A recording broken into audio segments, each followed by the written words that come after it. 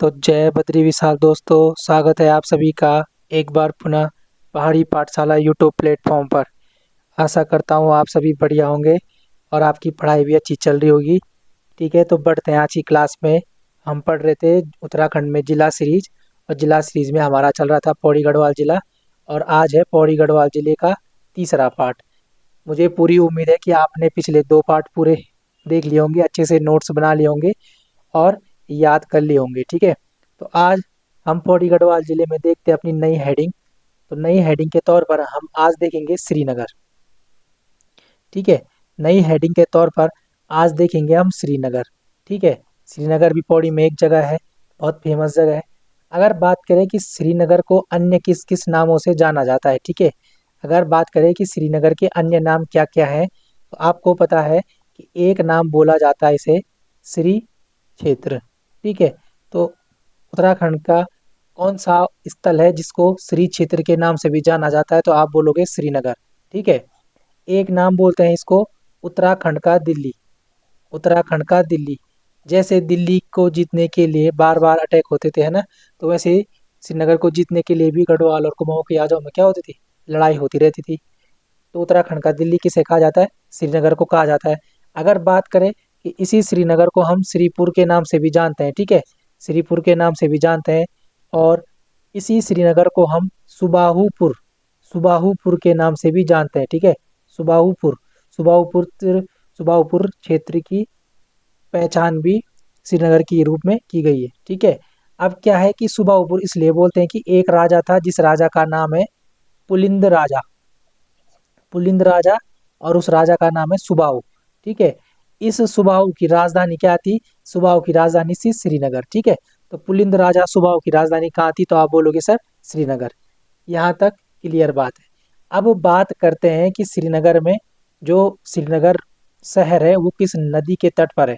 तो अगर आपके पास क्वेश्चन आए कि कौन सी नदी के तट पर है, तो आप बोलोगे श्रीनगर है सर अलकनंदा नदी के तट पर। ठीक है, अलकनंदा नदी के तट पर है। अगर बात करें कि जो अलकनंदा नदी है वो, उसको हम किस नाम से जानते हैं, उसको हम हिरण्यवती के नाम से भी जाना जाता है ना।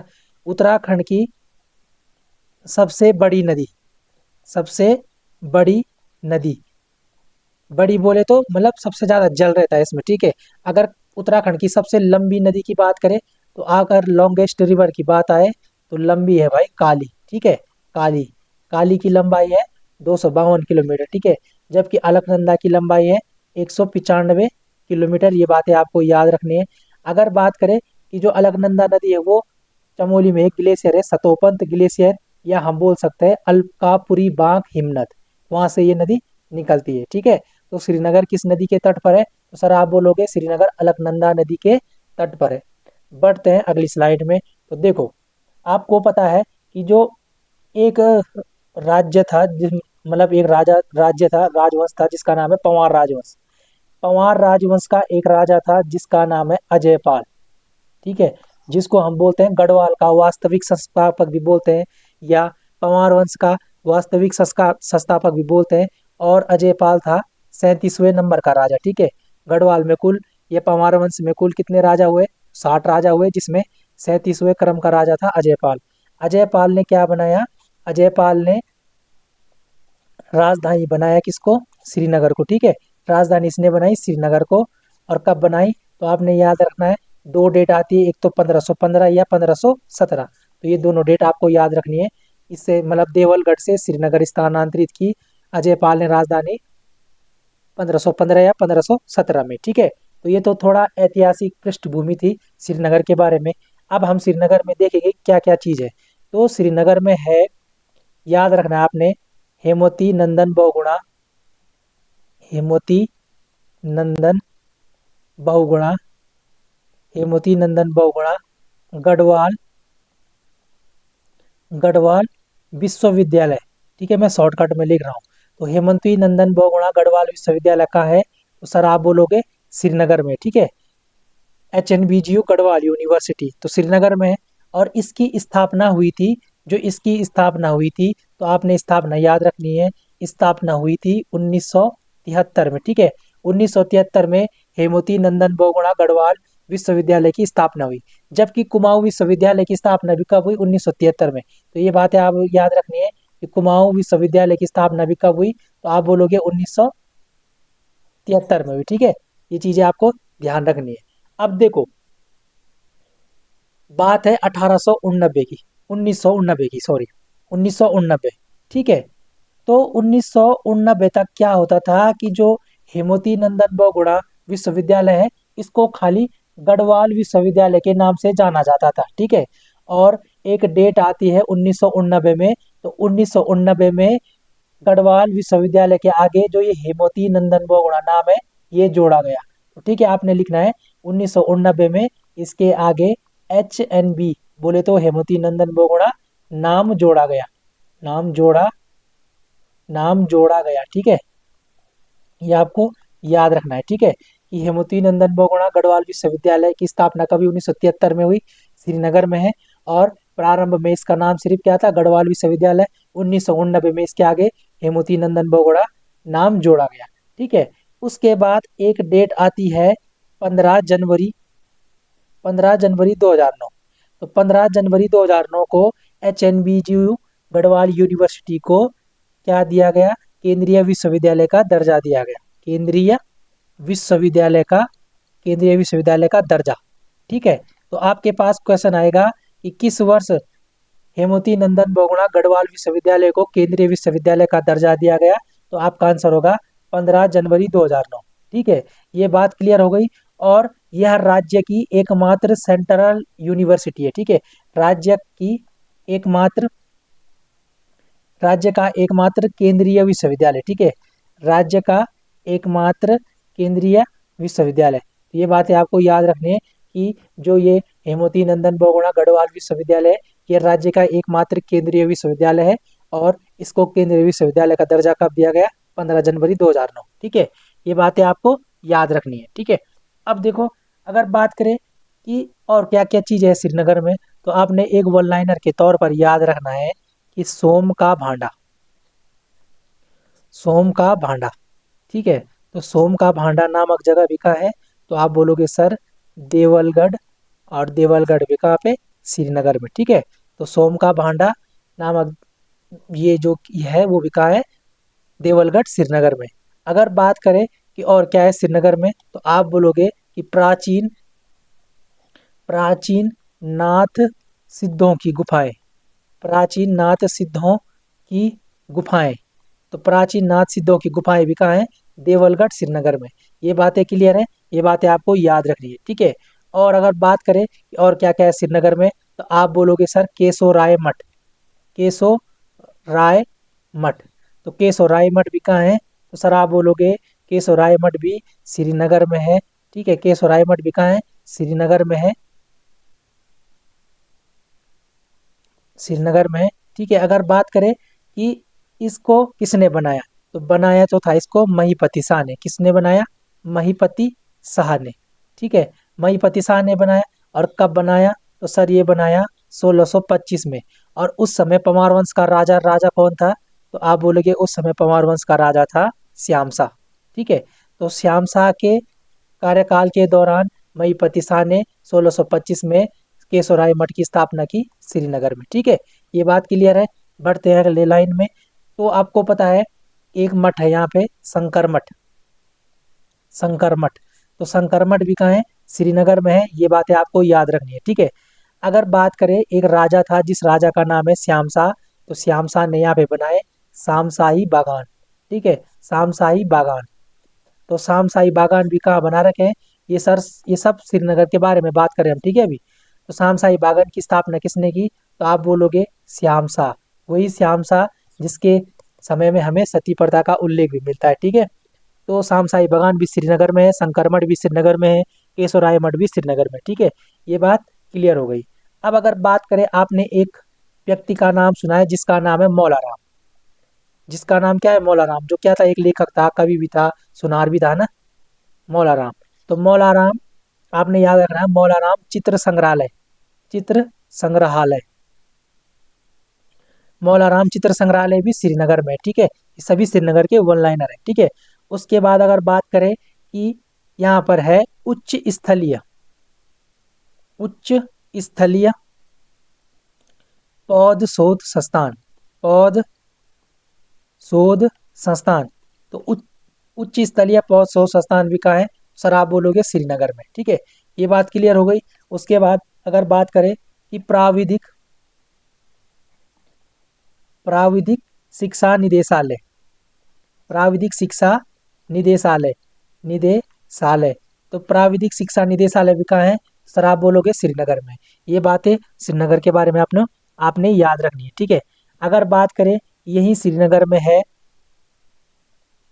यही श्रीनगर में है वीर चंद्र सिंह, वीर चंद्र सिंह गढ़वाली, वीर चंद्र सिंह गढ़वाली, वीर चंद्र सिंह गढ़वाली मेडिकल कॉलेज। ठीक है, वीर चंद्र सिंह गढ़वाली मेडिकल कॉलेज।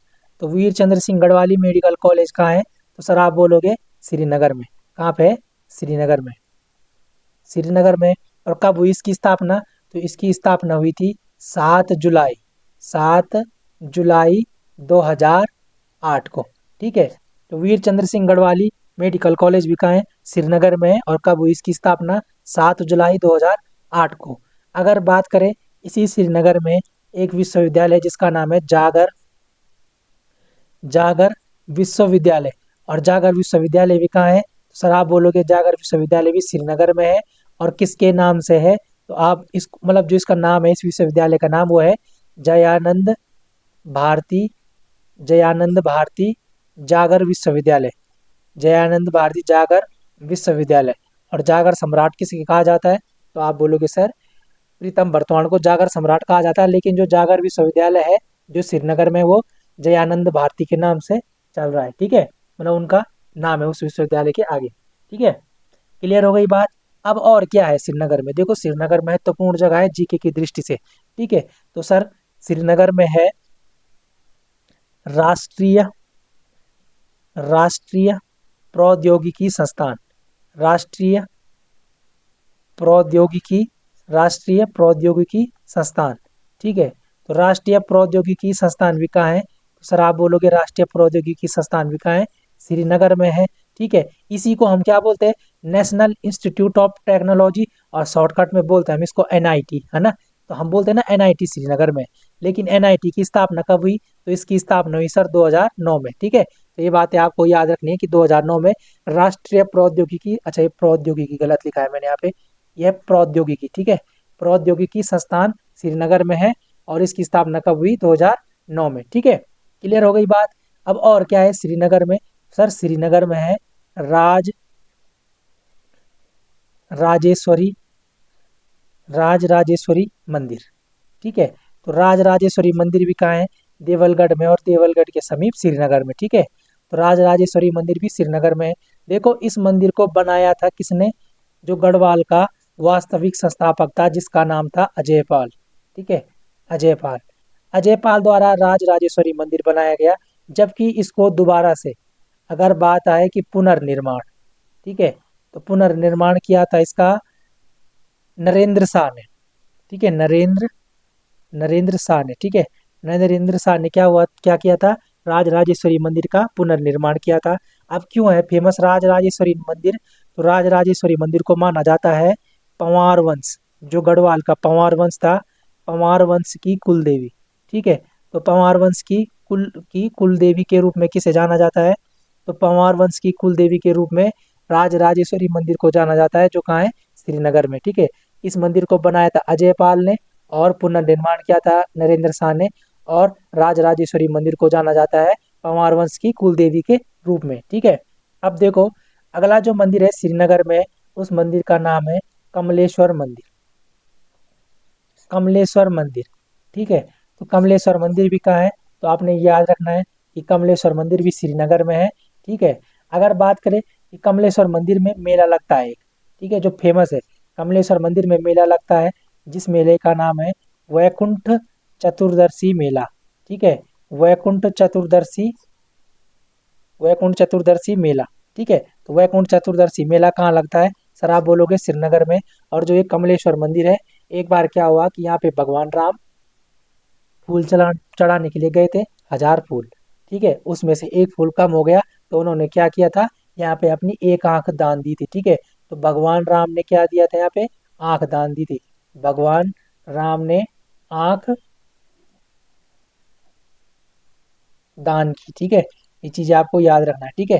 तो कमलेश्वर मंदिर, वैकुंठ चतुर्दशी मेला, ये चीजें आपने याद रखनी है, ठीक है। अगला जो फेमस मंदिर है श्रीनगर में, मंदिर का नाम है धारी देवी मंदिर। धारी धारी देवी मंदिर, ठीक है। अगर बात करें धारी देवी मंदिर का है तो सर आप बोलोगे श्रीनगर में, लेकिन श्रीनगर में भी जो लोकेशन है वो है कलियासोड़, ठीक है। कलियासोड़ नामक जगह है जो कहाँ है, श्रीनगर में, वहाँ पर है धारी देवी मंदिर, ठीक है। अगर बात करें धारी देवी मंदिर किस नदी के तट पर है, तो सर आप बोलोगे अलकनंदा नदी के तट पर है, ठीक है। अगर बात करें कि धारी देवी को क्यों जाना जाता है, तो सर आप बोलते हो कि चारों धामों की रक्षक देवी, ठीक है। तो चारों धामों की रक्षक देवी के रूप में किसे जाना जाता है, तो आप बोलोगे धारी देवी को, ठीक है। और जो ये धारी देवी मंदिर है, यहाँ पे जो मूर्ति है वो स्वरूप बदलने के लिए प्रसिद्ध है, ऐसा माना जाता है। क्लियर है बात। तो ये श्रीनगर के बारे में कुछ मेन मेन तथ्य थे। अब थोड़ा देखते हैं कि और क्या है श्रीनगर में।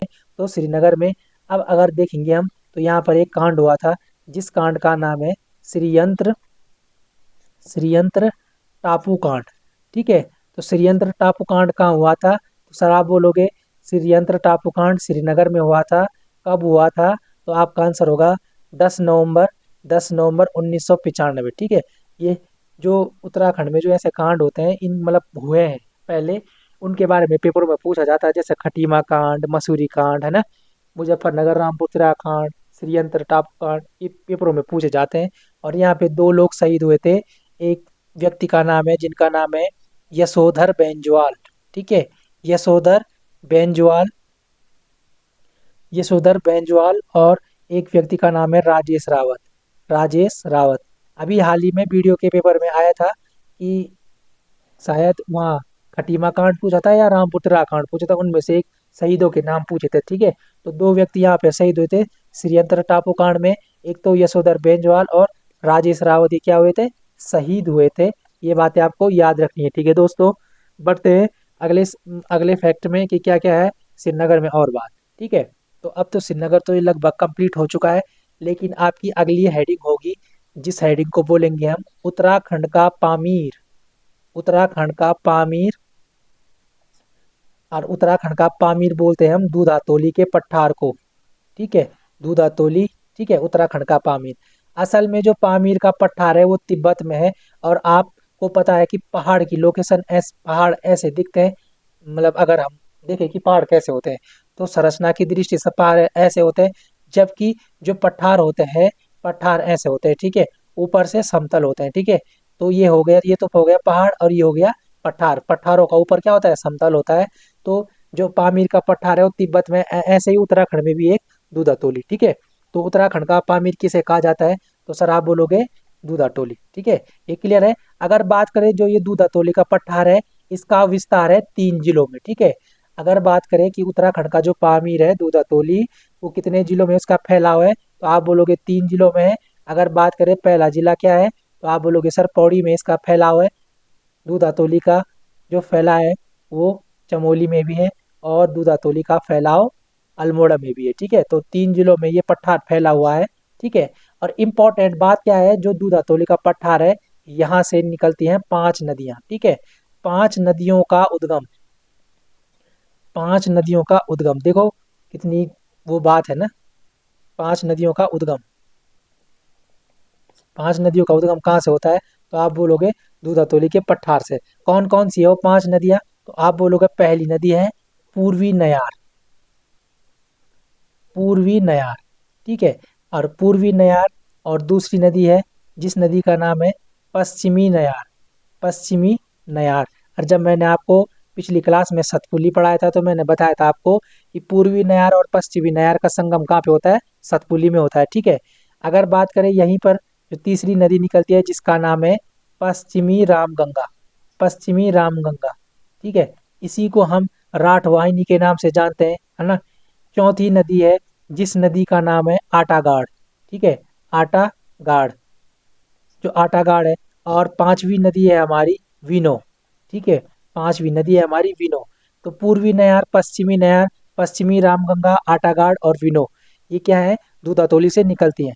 और अगर आपके पास क्वेश्चन आए कि जो विनो है ये किसकी सहायक है, तो आप बोलोगे सर ये कोसी की सहायक है। आटागाड़ पेपर में पूछा जा चुका है कि आटागाड़ किसकी सहायक है, तो आप बोलोगे पिंडर की सहायक है। रामगंगा किसकी सहायक है, तो रामगंगा है, गंगा की सहायक है। और जो दूधातोली का पठार है उससे निकलने वाली सबसे बड़ी नदी क्या है, ये पश्चिमी रामगंगा है और किसकी सहायक है, गंगा की सहायक है। और पूर्वी नयार और पश्चिमी नयार आपको पता है ये किसकी सहायक है, नयार की सहायक है। और जो सतपुली में मिलती है दोनों, और आगे नयार नदी, उसके बाद व्यास घाट फूलचट्टी में गंगा से मिल जाती है। ठीक है, तो दूधातोली के पठार से ये 5 नदियां निकलती हैं। उसके बाद अगर बात करें कि एक व्यक्ति है जिनका नाम है वीर चंद्र सिंह गढ़वाली। वीर चंद्र सिंह गढ़वाली।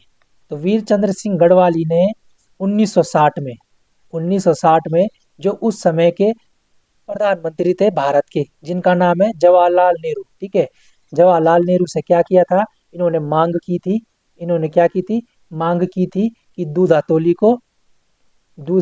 को भारत की ग्रीष्मकालीन राजधानी बना दो। ठीक है, ग्रीष्मकालीन राजधानी बनाने की मांग की थी, ग्रीष्मकालीन राजधानी। तो आपने प्रॉपर लिखना है कि वीर चंद्र सिंह गढ़वाली ने 1960 में भारत के प्रधानमंत्री जवाहरलाल नेहरू से दूधातोली को भारत की ग्रीष्मकालीन राजधानी बनाने की मांग की थी। ठीक है, और दूधातोली के समीप एक जगह है जिसका नाम है कोदिया बगड़। कोदिया बगड़। ठीक है, तो कोदिया बगड़ दूधातोली के समीप एक जगह है जहाँ पर है समाधि, जहाँ पर है समाधि। और समाधि किसकी है, वीर चंद्र सिंह गढ़वाली की, वीर चंद्र सिंह गढ़वाली की समाधि। तो वीर चंद्र सिंह गढ़वाली की समाधि कहाँ पर है, दूधातोली के पास कोदिया बगड़ नामक स्थान पर। और यहीं पर मेला लगता है। ठीक है, इन्हीं की याद में मेला लगता है 12 जून को। ठीक है, तो कोदिया बगड़ में मतलब किस व्यक्ति की याद में मेला लगता है, तो आप बोलोगे वीर चंद्र सिंह गढ़वाली की याद में लगता है, 12 जून को लगता है। ठीक है, यहाँ पर ये बात क्लियर हो गई। उसके बाद अगर बात करें कि दूधातोली विकास संस्थान, दूधातोली लोक विकास संस्थान, अगर बात करें कि दूधातोली लोक विकास संस्थान की स्थापना किसने की, तो आप बोलोगे सर सच्चिदानंद भारती। इनके बारे में अभी मैं आगे भी पढ़ाऊंगा। सच्चिदानंद भारती। ठीक है, तो सच्चिदानंद भारती ने दूधातोली लोक विकास संस्थान की स्थापना की, और कब की, तो सर आप बोलोगे 1982 में की। ठीक है, तो दूधातोली लोक विकास संस्थान की स्थापना सच्चिदानंद भारती ने 1982 में की। वही सच्चिदानंद भारती जिन्होंने पौड़ी उफरैं खाल से पानी राखो आंदोलन चलाया था ना। तो अभी इनके बारे में हम तब पढ़ेंगे जब हम पौड़ी के महान व्यक्तित्व के बारे में चर्चा करेंगे। ठीक है, अब कुछ और वन लाइनर की बात करें तो मैंने कोटद्वार में एक वन लाइनर लिखाना भूल गया था आपको, ये आपको याद रखनी है। देखो, ये पुलिस के पेपर में भी पूछा जा चुका है कि गढ़वाल भ्रातृमंडल गढ़वाल भ्रातृमंडल की स्थापना गढ़वाल भ्रातृमंडल की स्थापना कब हुई और कहाँ हुई। तो गढ़वाल भ्रातृमंडल की स्थापना हुई थी जो, वो 1907 में हुई थी, लेकिन ये हुई थी लखनऊ में। ठीक है, और ये क्वेश्चन पुलिस के पेपर में पूछा जा चुका है कि गढ़वाल भ्रातृमंडल की स्थापना कहाँ हुई, तो उसका आंसर था लखनऊ। ठीक है, गढ़वाल भ्रातृमंडल की स्थापना हुई तो लखनऊ में, लेकिन इसका प्रथम अधिवेशन, जो पहली मीटिंग हुई होगी ना, प्रथम अधिवेशन, तो प्रथम अधिवेशन, इसका जो प्रथम अधिवेशन हुआ था वो हुआ था 1908 में, और 1908 में हुआ था, और हुआ था कोटद्वार में। ठीक है, कोटद्वार में हुआ था, और इसके कोई अध्यक्ष रहे होंगे ना, तो इसके अध्यक्ष थे कुलानंद बर्थवाल। कुलानंद बर्थवाल कुलानंद बर्थवाल। ठीक है, तो ये बातें आपको याद रखनी है कि गढ़वाल भ्रातृमंडल की स्थापना कब हुई, 1907 में हुई, लखनऊ में हुई। अच्छा, स्थापना किसने की, तो आपके पास क्वेश्चन है कि किसने की स्थापना, तो मथुरा प्रसाद नैथानी जी ने 1907 में गढ़वाल भ्रातृमंडल की स्थापना लखनऊ में की, जबकि इसका प्रथम अधिवेशन 1908 में हुआ, कोटद्वार में हुआ, और कुलानंद बर्थवाल की अध्यक्षता में हुआ। ये बात क्लियर हो गई। उसके बाद बढ़ते हैं आगे। ठीक है, अगर बात करें आपके पास एक क्रांति हुई थी पौड़ी में, जिस क्रांति को बोलते हैं हम पौड़ी क्रांति के नाम से। ठीक है, पौड़ी क्रांति। ठीक है, तो आपके पास क्वेश्चन आया कि पौड़ी क्रांति कब हुई, तो आप बोलोगे 8 अगस्त। 8 अगस्त 1994 को पौड़ी क्रांति हुई थी। ठीक है, 8 अगस्त 1994 को पौड़ी क्रांति हुई थी और इसमें एक व्यक्ति शहीद हुए थे। तो देखो क्वेश्चन आ चुका है शहीदों से। ठीक है, तो इनका नाम है जीत बहादुर गुरंग। ठीक है, तो जीत बहादुर गुरंग किस क्रांति में शहीद हुए थे, पौड़ी क्रांति में। और पौड़ी क्रांति कब हुई, 8 अगस्त 1994 को। ठीक है, ये बात क्लियर हो गई। उसके बाद अगर बात करें पौड़ी से रिलेटेड, तो देखो आपको पता है कि उत्तराखंड ग्राम्य एवं पलायन पलायन निवारण आयोग पलायन निवारण आयोग उत्तराखंड ग्राम्य एवं पलायन निवारण आयोग की स्थापना जो हुई थी, वो हुई थी, इस आयोग की स्थापना हुई थी अगस्त अगस्त 2017 में। देखो इस आयोग की स्थापना तो अगस्त 2017 में हुई और इसका जो मुख्यालय था, यानी जो हेडक्वार्टर था इसका, उस टाइम था पौड़ी में। ठीक है, पौड़ी में इसकी स्थापना हुई थी अगस्त 2017 को और हेडक्वार्टर पौड़ी में था। और शायद इसका अब जो नया हेडक्वार्टर है वो आ गया है देहरादून। ठीक है, इसको चेक कर लेना। ठीक है, लेकिन अगर आपके पास क्वेश्चन आए कि जो ये पलायन निवारण आयोग है, ये राज्य में पलायन से संबंधित जो रिकॉर्ड है उनका लेखा जोखा करता है। ठीक है, बताता है कि कितना है और कैसे हम कम करें इस पलायन को। ठीक है, ये चीज़ें करता है। और इसकी स्थापना हुई थी अगस्त 2017 में और इसका हेडक्वार्टर कहाँ था, उस टाइम पौड़ी में था, शायद अब देहरादून हो गया है। तो ये चीज़ें आपको याद रखनी है। ठीक है, अब बढ़ते हैं हम पौड़ी की कुछ प्रमुख जल विद्युत परियोजना। ठीक है, फेमस फेमस जो जल विद्युत परियोजना है उनके बारे में हम थोड़ा बहुत चर्चा करेंगे। तो देखते हैं, तो लिखो हेडिंग पौड़ी की जल विद्युत परियोजना। जल विद्युत परियोजना। ठीक है, परियोजना। तो पौड़ी की जल विद्युत परियोजना देखेंगे अगर हम, तो देखो पहला पॉइंट लिखेंगे हम, जिसको बोलते हैं हम रामगंगा, या इसी को हम बोलते हैं कालागढ़। सुना होगा आपने कालागढ़ बांध परियोजना, कालागढ़ डैम परियोजना। ठीक है, कालागढ़ डैम परियोजना। अगर बात करें कि कालागढ़ या रामगंगा बांध परियोजना कहाँ है, तो आप बोलोगे पौड़ी में है। और कितने मेगावाट की है, तो देखो 198 मेगावाट की है। और किस नदी पर है, तो आप बोलोगे पश्चिमी रामगंगा नदी पर। ठीक है, पश्चिमी रामगंगा, वही पश्चिमी रामगंगा जो दूधअतोली के पठार से निकल रही है। ठीक है, तो रामगंगा परियोजना कहाँ है, तो आप बोलोगे पौड़ी में है, पश्चिमी रामगंगा नदी पर, और 198 मेगावाट की है। उसके बाद अगर बात करें दूसरी परियोजना, तो दूसरी परियोजना की बात करें तो दूसरी परियोजना का नाम है चीला परियोजना। ठीक है, चीला परियोजना है। चीला परियोजना भी कहाँ है, पौड़ी में है। और किस नदी पर है, तो सर आप बोलोगे गंगा नदी पर। गंगा नदी पर है, कितने मेगावाट की है, तो आप बोलोगे 144 मेगावाट की है। ठीक है, चीला परियोजना भी आपको याद रखना है, पौड़ी में है। ठीक है, तीसरी परियोजना की अगर हम बात करें तो इस परियोजना का नाम है उत्यासु उत्यासु बांध परियोजना।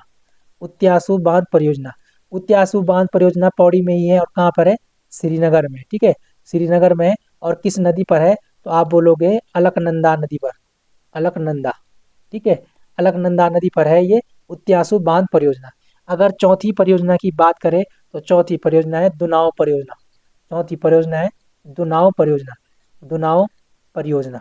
ठीक है, दुनाव परियोजना भी पौड़ी में है और किस नदी पर है, पूर्वी नयार। ठीक है, पूर्वी नयार या नयार, एक बार चेक कर लें इसको कि दुनाव परियोजना पौड़ी में है और किस नदी पर है, पूर्वी नयार। ठीक है, ये बात क्लियर हो गई। तो देखो मैंने परियोजना भी पढ़ा लिया आपको थोड़ा। जल विद्युत परियोजना पौड़ी की रामगंगा या कालागढ़ बांध परियोजना है पश्चिमी रामगंगा नदी पर। उसके बाद देखिए हमने चीला परियोजना गंगा नदी पर। फिर देखिए उत्यासु बांध परियोजना श्रीनगर में, अलकनंदा नदी पर है और शायद 1000 मेगावाट की है। ठीक है, 1000 मेगावाट की, इसको देख लेना एक बार। उसके बाद अगर बात करें कि दुनाव परियोजना भी पूर्वी नयार पर है। ठीक है, तो ये चीज़ आपको ध्यान रखनी है। उसके बाद अगर बात करें, देखो पौड़ी में एक चीज़ छूटी थी और जिस चीज़ का नाम है रांसी स्टेडियम। रांसी स्टेडियम। ठीक है, रांसी स्टेडियम। तो रांसी स्टेडियम नामक स्टेडियम भी कहाँ है, तो सर आप बोलोगे पौड़ी में है। और खास बात क्या है कि यह है एशिया महाद्वीप का दूसरा सेकंड सबसे बड़ा, सबसे ऊंचाई पर स्थित स्टेडियम, ठीक है। ठीक है, एशिया का सेकंड ऊंचाई पर स्थित स्टेडियम, ऊंचाई पर स्थित स्टेडियम, ठीक है। और आपको पता है कि अगर पहले नंबर की बात करें तो हिमाचल प्रदेश का धर्मशाला स्टेडियम है, ठीक है। और सेकंड नंबर पे आता है हमारा रांची स्टेडियम, ठीक है। अगर बात करें इस रांची स्टेडियम का जो नया नाम है वो है जसवंत सिंह रावत, जसवंत राइफलमैन जसवंत सिंह रावत स्टेडियम, ठीक है। अब इस नाम से जाना जाता है जो रांची स्टेडियम है पौड़ी में, ठीक है, जसवंत सिंह रावत स्टेडियम।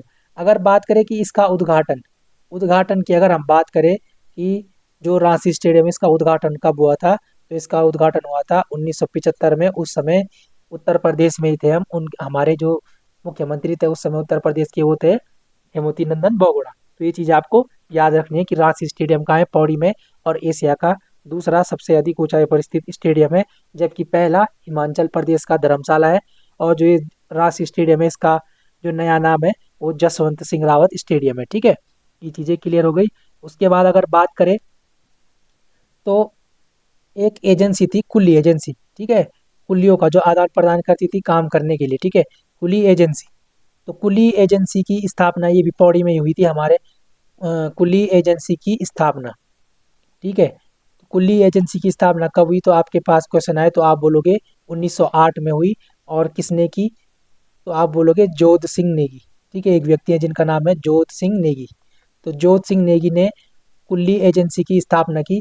जबकि जो कुल्ली एजेंसी को बनाने का विचार था, देखो क्वेश्चन अलग अलग है, बनाई किसने, जोध सिंह ने की, लेकिन आइडिया किसका था, तो आप बोलोगे आइडिया था गिरिजा दत्त नैथानी, गिरिजा दत्त नैथानी। तो गिरिजा दत्त नैथानी का क्या था, आइडिया था, विचार था, जबकि बनाई किसने, जोध सिंह ने की। और जो कुल्ली एजेंसी है इसका जो मुख्यालय था, इसका जो हेडक्वार्टर था वो पौड़ी में ही था, ठीक है। तो ये बातें आपको याद रखनी है। उसके बाद अगर बात करें कि एक वन लाइनर है जो लैशडॉन का, लैशडॉन में से छूटा है, वो है अमन सभा। तो बहुत बार पेपरों में पूछा जा चुका है कि अमन सभा का गठन कब हुआ, तो आप बोलोगे सर अमन सभा का गठन हुआ 1930 में, और कहाँ हुआ, लैशडॉन में हुआ, ठीक है। जब बाद में हम उत्तराखंड की जो मॉडर्न हिस्ट्री है उसको पढ़ेंगे, उसके बाद देखेंगे तो वहाँ पर हम डिटेल से इसके बारे में चर्चा करेंगे। आप फिलहाल इतना याद करो कि अमन सभा का गठन कब हुआ, 1930 में हुआ, और कहाँ हुआ, लैशडॉन में हुआ। लैशडॉन से ही एक बात याद आ रही है मुझे, मैंने शायद वो नहीं लिखाया, तो वो था तरुण कुमाऊं अखबार, तरुण कुमाऊं, तरुण कुमाऊं अखबार। तो लैशडाउन से ही निकलता था ये तरुण कुमाऊं अखबार, लैशडाउन, ठीक है। तरुण कुमाऊं अखबार लैशडाउन से ही निकला था, प्रकाशन इसका लैशडाउन से हुआ था, 1922 में हुआ था, ठीक है, 1922, 1922। और एक व्यक्ति है जिनका नाम है मुकुंदी लाल, जिनका नाम क्या है, मुकुंदी लाल, ठीक है। तो मुकुंदी लाल ने तरुण कुमाऊं अखबार का प्रकाशन कहाँ से किया, लैशडाउन से किया, 1922 में किया, ठीक है। ये बातें आपको याद रखनी कि 1922 में मुकुंदीलाल ने तरुण कुमाऊं अखबार का प्रकाशन किया। यहीं से एक समाचार पत्र और निकलता था जिसका नाम है कर्मभूमि, ठीक है, जिसका नाम क्या है, कर्मभूमि। तो कर्मभूमि समाचार पत्र भी निकलता था लैंसडाउन से, ठीक है। ये बातें आपको याद रखनी है। कर्मभूमि समाचार पत्र भी लैंसडाउन से निकलता था। और कब निकला था, तो ये निकला था 1939, 1939 में निकला था। और दो व्यक्ति हैं जिनका नाम है, एक का नाम है भक्त दर्शन, वही भक्त दर्शन जिनको हम राज दर्शन भी बोलते हैं। और इनकी एक बुक है ना जो पुलिस के पेपर में आई थी, गढ़वाल की दिवंगत विभूतियाँ, ठीक है। अभी जब हम पौड़ी के महान व्यक्तित्व पढ़ेंगे तो वहाँ पे मैं आपको भक्त दर्शन के बारे में जरूर पढ़ाऊंगा, ठीक है। एक तो एक व्यक्ति थे भक्त दर्शन, और एक व्यक्ति का नाम है भैरव दत्त धूलिया, भैरव दत्त धूलिया। इन दोनों व्यक्तियों ने कर्मभूमि समाचार पत्र का प्रकाशन किया लैसडॉन से 1939 में। ये बातें आपको याद रखनी है, ठीक है। और एक लास्ट वन लाइनर लिखो आज की क्लास का, हिमालय, हिमालय पुरातत्व, हिमालय पुरातत्व एवं निर्वंशीय संग्रहालय, हिमालय पुरातत्व एवं निर्वंशीय संग्रहालय, हिमालय पुरातत्व एवं निर्वंशीय संग्रहालय, इसकी स्थापना भी हुई थी पौड़ी में। और कब हुई थी, तो आप बोलोगे 1980 में।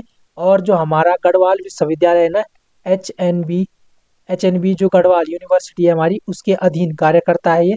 उसके अधीन है, ठीक है, उसके अंडर कार्य करता है ये। और कार्य क्या करता है, जो हमारी संस्कृति है, ठीक है, हमारी जो संस्कृति है और जो हमारी विरासतें हैं, इनको इनको संरक्षण करने का कार्य करता है।